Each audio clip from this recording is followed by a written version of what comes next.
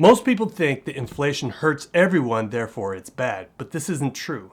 In fact, there's a whole group of people who actually benefit from high inflation.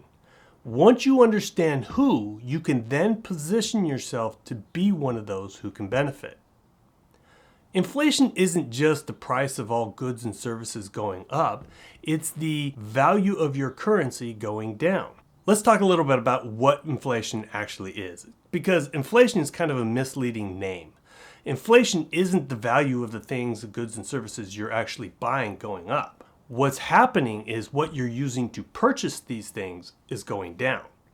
So the currency you're using, that is actually losing value, not the goods you're buying are going up. To give you a better idea of this, Jason Hartman came out with this index called the Hartman Comparison Index, or HCI, which is a great way to understand the value of what you're using. And what he does is he takes things like your US dollar or the S&P 500 or wheat, gold, silver, real estate, and various things, and he takes those and compares them to each other. So it would be something like if you were going to buy a house, how many ounces of gold would it take to buy that house? If you were going to use your dollar, how many dollars would it take to buy that house? Or wheat, and so on. You can use all these other things. And this gives you a good idea of the value of the item you're using to purchase the other things. And when you compare these things, you'll see that the fiat currencies, in my case the US dollar, is actually what's losing value, not the item I'm buying. So now that we understand that, let's take a look at who the losers are, or who inflation actually hurts. Then we're going to take a look at who benefits from inflation. The first group who loses with inflation are the savers. These are the people who take their money and you save it up. Maybe you put it into a bank account getting a 0.5%, 1/4% or whatever, or you get a high yield savings account and you get a few percent.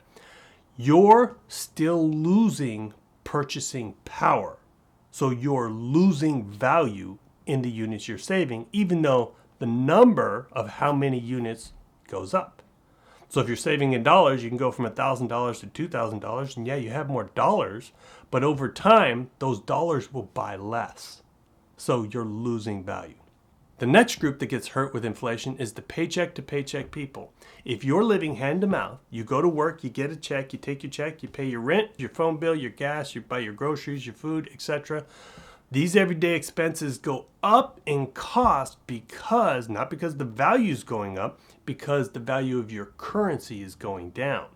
And unless you can replace your income faster than the value decreases, inflation is going to hurt. So let's talk about some of the people who benefit from inflation. One group is hard asset owners, people who own things like real estate. Real estate is great because the value stays the same while the currency drops, making the cost of the asset go up. So you benefit from inflation. You're not losing.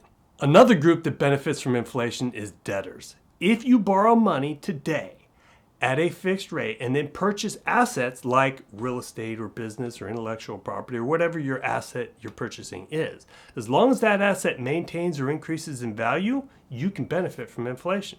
You see, debt is just one side of currency, and we know that currency is losing value with inflation. So if you borrow money today, it's worth more than the money you're going to pay it back with tomorrow.